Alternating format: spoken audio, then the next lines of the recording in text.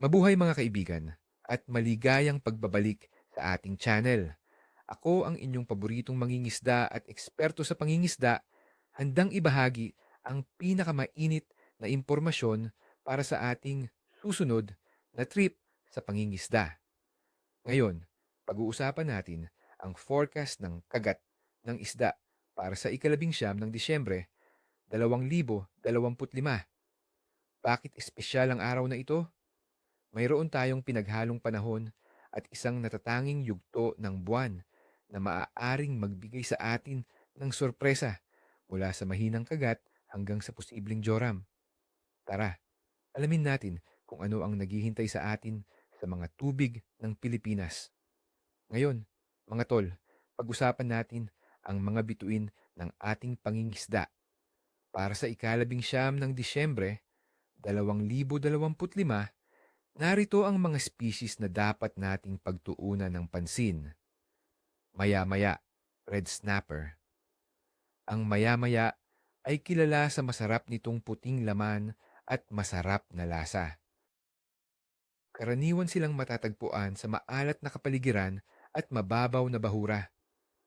Sa mga araw na may bahagyang pag-ulan at mainit na tubig, maaaring hanapin sila sa mga gilid ng bahura o sa mga lugar na may kaunting kasalukuyan kung saan nagtatago ang maliliit na isda.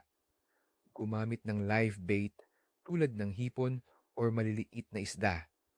Kung gumagamit ng artificial lures, subukan ng jigs o soft plastics na ginagaya ang galaw ng kanilang natural na pagkain. Ang medium heavy spinning or bait casting gear na may 15 hanggang 20 pound test line ay perpekto para sa kanila. Lapu-lapu, grouper. Ang lapu-lapu ay isa pang premium na pagpipilian na mahilig sa mga estruktura. Sa mainit na tubig at panahon ng waxing gibbous, aktibo sila sa paghahanap ng pagkain.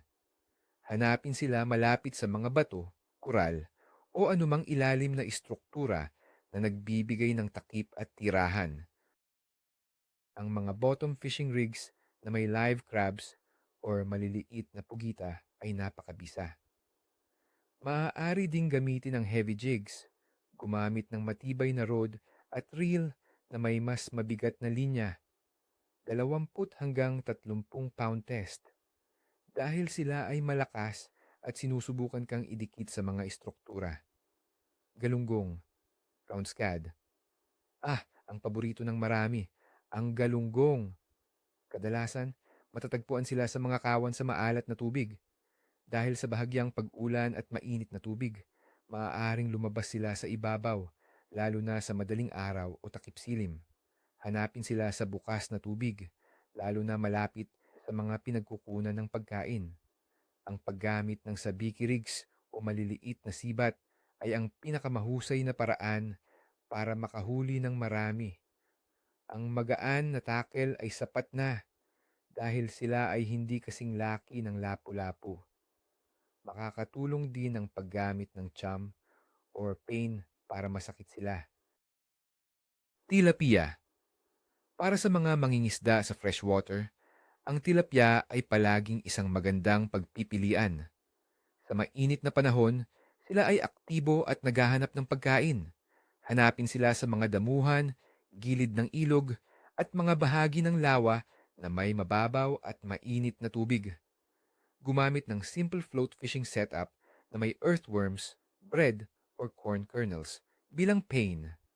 Ang light spinning rod at reel na may 6 hanggang 10 pound test line ay ideal para sa tilapia. Tandaan, mas gusto nila ang tahimik na lugar na may maraming takip. Ngayon, usapang panahon at iba pang mahahalagang detalye, mga kaibigan. Para sa ika-19 ng Disyembre, 2025, asahan natin ang mga temperaturang nasa pagitan ng 25 at 29 na degree Celsius sa araw na may bahagyang pag-ulan sa araw at gabi. Ang posibilidad ng pag-ulan ay 35% sa araw at 40% sa gabi. Ang presyo ng atmosfera ay magiging medyo stable, ngunit ang bahagyang pag-ulan ay maaaring maging dahilan para sa ilang isda na maghanap ng mas malalim na lugar. Mag-ingat sa northeast monsoon na umaapekto sa Luzon at easterlies sa iba pang bahagi ng bansa na nagdadala ng katamtaman hanggang malakas na hangin mula sa hilagang silangan. Ang temperatura ng tubig ay patuloy na magiging mainit, nasa 27 hanggang 29 na degree Celsius sa karagatan. Ang mainit na tubig na ito ay nangangahulugang mataas ang metabolismo ng isda, kaya sila ay aktibong naghahanap ng pagkain. Pagdating sa buwan, ang ika-11 ng Disyembre ay magiging yugto ng lumalaking gibus. Ang buwan ay halos 72% na iluminado at patungo sa full moon.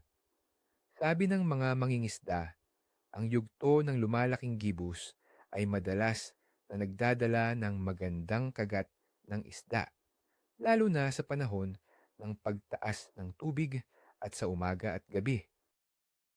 Ang lumalaking buwan ay maaaring magpataas ng aktibidad ng isda dahil sa pagtaas ng tidal flow. Sa pangkalahatan, masasabi kong ang kagat ng isda para sa ika-11 ng Disyembre, 2025 ay magiging katamtaman hanggang maganda. Bagaman, may bahagyang pag-ulan, ang mainit na temperatura ng tubig at ang yugto ng lumalaking gibus ay magtutulak sa mga isda na maging aktibo. Ang susi ay ang paghahanap ng mga tamang lugar na may takip at kasalukuyan at ang paggamit ng tamang pain. Kaya mga kaibigan, ihanda na ang inyong mga gamit at huwag kalimutang magdala ng panlaban sa ulan. Sanay maging masaya at produktibo ang inyong pangingisda. Ni isang kaliskis, ni isang buntot. Kung nagustuhan nyo ang forecast na ito, pindutin ang like button, mag-subscribe sa aming channel at i-share sa inyong mga kasamang mangingisda. Anong isda ang balak nyong hulihin sa araw na ito? Mayroon ba kayong sariling diskarte sa panahon ng lumalaking gibus? Ibahagi sa comment section sa ibaba.